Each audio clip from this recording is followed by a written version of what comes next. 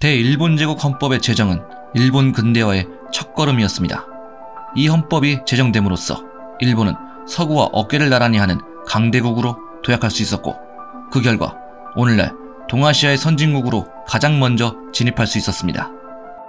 당시 같은 시대를 보내던 조선과 청은 변화하지 못하고 오히려 시대에 역행하는 정책을 폈던 나머지 근대화를 늦추게 되었고, 끝내 식민지 지배나 전쟁의 피해자가 되는 불운한 역사를 겪었습니다. 반면에 메이지 유신 지사들의 타고난 식견은 일본 역사에 물줄기를 바꿨습니다. 이런 점들을 보면 한국 사람들은 과거 역사에 대해 지나치게 패배의식에 젖어 있는 것으로 보입니다. 우리는 오히려 메이지 유신처럼 근대화에 대하여 결단력 있는 과정이 없었던 것을 스스로 부끄러워해야 합니다. 현실을 좀 직시하고 이들과의 사이에서 잊을 것은 좀 잊고 이들로부터 배워야 할 것은 배워야 합니다. 어때? 좀 매콤하셨나요?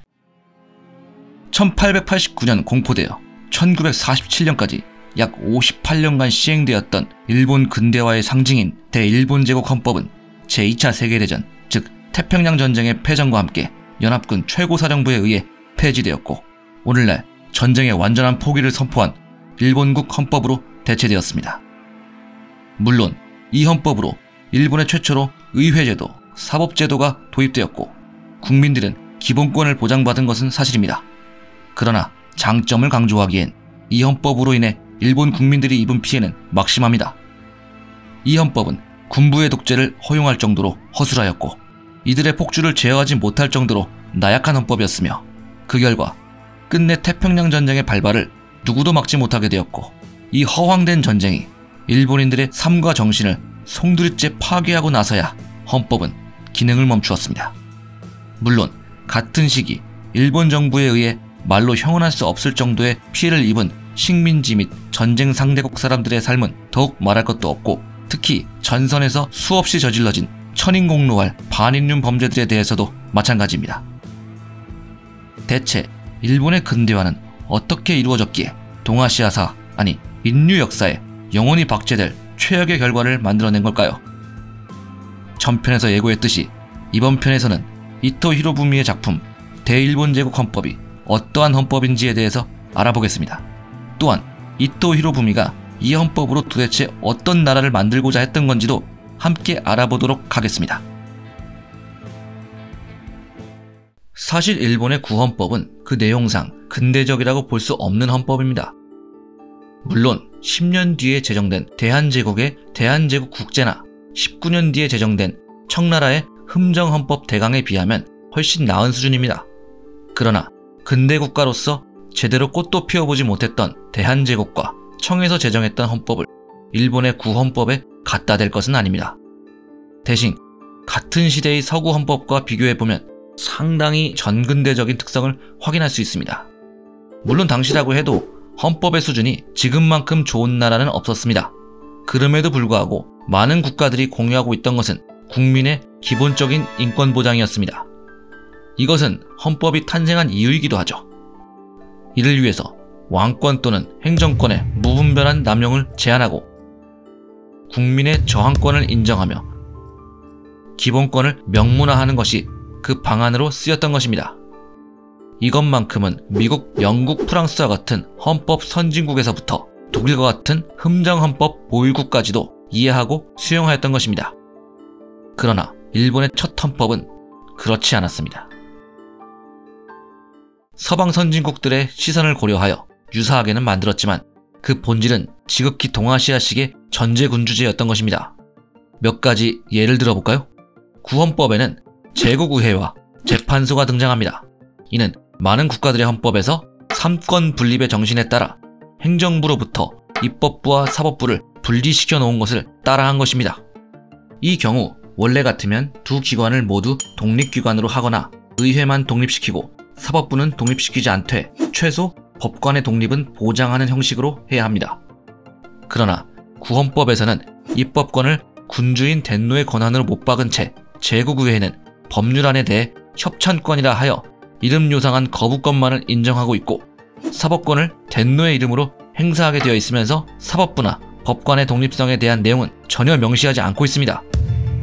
이는 일본 구헌법의 모범이 된 프로이센 헌법만 봐도 입법권을 국왕과 의회가 함께 행사하고 사법부까진 아니더라도 법관의 독립성은 명시해놓고 있는 것과 비교했을 때 큰 차이를 보입니다. 또 기본권 보장 부분을 살펴보면 일본의 구헌법에서는 일단 덴노의 권능이 앞에 떡하니 박혀 있습니다. 자국 국민을 신민이라 지칭하면서 권리보다는 의무를 더 앞세우고 권리도 보장이 먼저가 아니라 법적 제한이 먼저입니다.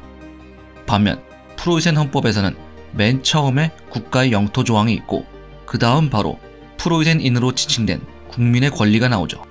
그리고 그 모든 권리에 대해 보장 또는 불가침임을 명시하고 그 다음에 부득이하게 제한하는 식으로 되어 있습니다. 똑같이 군주가 하사하는 형식의 흥정헌법이면서 두 헌법의 수준은 천지 차이입니다. 아니 근데 이토는 외국으로부터 새롭게 도입하기까지 한 이 제도를 왜 더 퇴행적으로 만들었던 걸까요? 이토가 잘 몰라서 그랬던 걸까요? 아니요.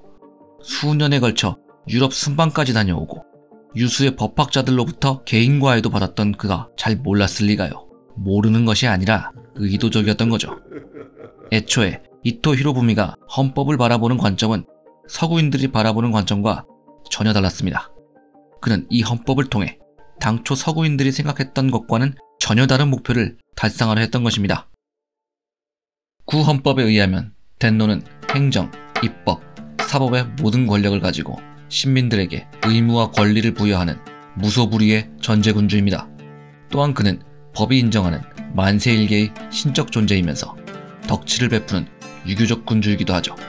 그야말로 대일본제국 헌법은 덴노에 의한, 덴노를 위한 헌법인 것입니다. 물론 일본의 구헌법은 서구식 입헌주의에 입각한 헌법은 전혀 아닙니다만 이 헌법은 당시의 일본에는 나름의 가치가 있던 헌법이었습니다. 일단 외교 차원에서 서구인들을 안심시키기 위해 일본이란 국가를 서구식 형태로 만든 점에서는 나름 큰 의미가 있었습니다. 그러나 이것은 부수적인 이유에 불과했습니다. 이토가 이 헌법이란 새로운 개념을 통해 진정으로 추구했던 것은 보다 숭고한 것이었습니다.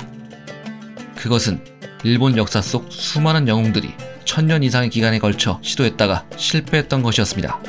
바로 일본의 중앙집권화였습니다. 일본은 다이카게신 이후로 중앙집권을 시도해왔지만 이후 모든 시대에 걸쳐 실패를 겪어왔습니다. 최후의 봉건 정권 에도막부에 이르러 일본은 가장 중앙집권에 가까운 형태를 갖추었지만 지방의 각본은 여전히 행정, 경제, 군사, 외교에서 자치국처럼 행동하였습니다. 메이지 유신의 주역 초슈와 사치마는 그런 번들이었습니다. 이들은 자치권을 바탕으로 막부 몰래 힘을 키웠고 끝내는 막부를 몰아냈습니다. 막부가 남긴 선례처럼 이제 중앙집권화는 이들이 스스로 달성해야 할 사명이 되었습니다. 메이지 유신의 신정부가 중앙집권화를 이루기 위해서는 무엇보다도 막번 체제를 넘어서야 했습니다. 그런 이유로 판적봉환, 폐번치연, 국민개병제, 진록처분, 폐도령, 단발령 등의 제도적 조치가 취해졌습니다. 하지만 여전히 사람들은 신정부를 곱게 받아들이지 못했습니다. 구관이 명관이라고 하죠. 250년간의 에도막부는 여전히 일본인들의 마음속에 남아있었습니다. 재미난 사실이지만 에도막부가 집권하던 당시 막부는 막부라 불리지 않았습니다. 막부라는 말은 원래 메이지 유신의 지사들이 도쿠가와 정권을 폄하하기 위해 쓴 말이었는데 이들의 신정부가 정권을 잡으면서 아예 이 말이 현대의 공식적인 역사 용어가 된 거죠. 그럼 당시에는 뭐라고 불렀을까요? 공이라 불렸습니다. 공의, 뜻만 봐도 굉장히 의미심장한 말이죠. 이는 에도막부가 집권하던 당시에 막부가 사람들에게 합법적이고 공적인 정부로 인식되었다는 것을 의미합니다.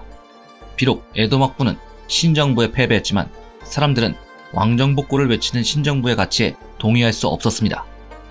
왜냐하면 일반적인 사람들은 에도막부의 창업자 도쿠가와 이에야스가 신인 줄은 알았어도 이 나라에 덴노라는 살아있는 신이 있다는 사실은 잘 몰랐거든요. 물론 교육받은 사무라이들이나 지식인들은 좀 알았겠지만 당시 덴노는 아무런 권력이 없었고 백성들에게 아무런 영향력도 행사할 수 없었으니 당연히 일반 백성들은 잘 모를 수밖에 없었습니다. 대신 실질적으로 직접적인 정치적 영향력을 끼치는 쇼군과 자기가 소속된 번의 번주는 잘 알았겠죠. 이런 정도니 일반인들에게 신정부는 공의의 권력을 강탈해간 쿠데타 세력으로 느껴졌을 것입니다. 이제 막 정권을 잡은 초슈 사치마의 신정부는 반드시 중앙 집권을 성공시켜야만 했고, 그렇기 때문에 이들을 설득해야만 했습니다. 결국 이를 위해 신정부는 자신들의 정통성이 에도막부의 정통성보다 더 우월하다는 것을 증명해야만 했습니다. 신정부가 에도막부보다 정통성 측면에서 우월함을 증명할 수 있는 부분은 결국 법이었습니다. 막부의 쇼군이란 직책의 정식 명칭은 정의대 장군입니다. 이 직책은 덴노가 진정한 왕으로서 군림하던 나라 시대에 동북방의 에밋이라는 이민족을 정벌하기 위해 설치한 것이었습니다.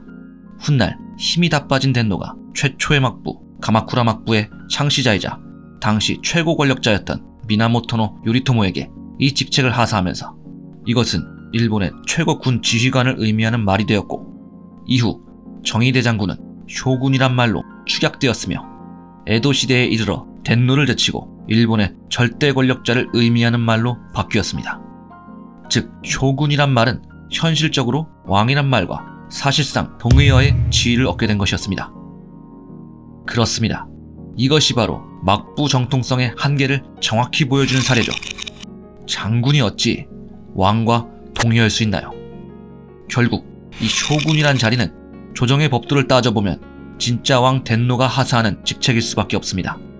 쇼군의 권력은 원래가 덴노의 것이었으니까요. 그러니까 일본은 700년에 걸쳐 겉과 속이 다른 이중 권력 체제를 운영해온 셈이죠. 이토가 봤을 때 정통성 문제의 해결책은 여기에 있었습니다. 어찌됐든 원칙적으로 왕은 쇼군이 아니라 덴노입니다. 그러니 이걸 알고 있던 쇼군들은 700년 동안 자신이 이 나라의 진정한 통치자라고 완전히 공식화하기가 어려웠던 거고요. 결국 이 문제는 덴노를 등에 업고 있는 신정부가 덴노가 일본의 진정한 왕이라고 공식화해버리면 해결됩니다. 이 시점에서 이토는 헌법이란 것에 주목했습니다. 왕과 행정부의 권력을 제한하고 권력을 분립하고 국민의 기본권을 보장하고, 이런 건 그의 관심사가 아닐 뿐더러 쓸데없는 소리들이죠. 그가 관심 가졌던 것은 이것이 법 중의 법, 국가의 최고법이라는 개념이었습니다. 이 최고법에 덴노가 일본의 적법 타당한 전제 군주로서 국가를 직접 통치할 것이라 선포해 두면 막부도 갖지 못했던 법적 정통성을 신정부가 확보할 수 있게 됩니다. 자, 이제 헌법이 제정되었고 현 시간부로 발효되었습니다. 이제 막부라든지 번이라든지 이와 유사하게 만세 일개의 덴노에게 반대하는 모든 자는 위헌사범이고 반역자입니다. 그리고 이 법적 정통성을 바탕으로 어리석은 백성들을 잘 가르쳐야 할 것입니다. 좀 오래 걸리겠지만 잘만 된다면 결과는 확실할 것입니다. 이 헌법 제정을 통해 신정부는 스스로 정통성을 확립하였고, 아울러 서구로부터도 정식 국가로 인정받았습니다. 메이지 유신 지사들이 그토록 원하던 일본의 진정한 중앙 집권화가 시작된 것입니다. 이제 이토와 대일본 제국의 앞날은 꽃길만 펼쳐질 것입니다. 그럴 리가요. 이 헌법은 막번 체제를 무너뜨리는 역할 외에 또 다른 역할을 맡고 있었습니다. 그것은 메이지 유신의 신정부가 가졌던 태생적 모순을 안정적으로 관리하는 장치로서의 역할이었습니다. 이 모순은 초기 신정부를 이끌었던 범벌관료, 유사전제라 불리던 이토와 그 동료들의 언행불일치에서 비롯하였습니다. 이 범벌관료들은 신정부를 수립하기 직전 왕정복구의 대호령을 선포하며 덴노의 친정을 외쳤지만, 사실 이들은 거병을 시작할 당시부터 덴노에게 친정을 맡길 생각은 단 1도 없었습니다. 유신이니 근대화니 아무것도 모르고 이제 막 즉위한 15세의 메이지에게 뭔가를 맡길 수도 없었고, 맡겨놨다가 자신들이 목숨 걸고 일구어 놓은 이 권력을 그의 궁중 세력들이 다 가져가게 되는 불길한 가능성도 배제할 수 없었죠. 그리고 솔직히 말해서 이 나라의 권력은 덴노가 아니라 자신들이 가져야 합니다. 그것이 이들이 거병한 가장 큰 이유죠. 이들은 막부를 무너뜨렸지만 사실상 막부와 크게 다를 것 없는 세력들이었던 것입니다. 하지만 이들은 기필코 막부를 무너뜨려야 했기에 막부와는 전혀 다른 세력이라는 가면을 썼어야 했던 것입니다. 요컨대 이 신정부의 태생적 모순이란 덴노의 친정을 공식화해야 함과 동시에 덴노의 친정이 전혀 이루어지지 않아야 하는 신정부의 이율 배반적인 국정 운영 방식을 말하는 것입니다. 그리고 이토는 이 점을 분명히 알고 있었고 이 모순을 가능하게 하는 장치를 구헌법 여기저기에 마련해 두었던 것입니다. 문제는 이 장치가 언제나 잘 작동하리라는 보장은 없었던 데 있었습니다. 어쩌면 대일본 제국의 몰락은 이 대일본 제국 헌법에 예견되어 있던 것일지도 모릅니다.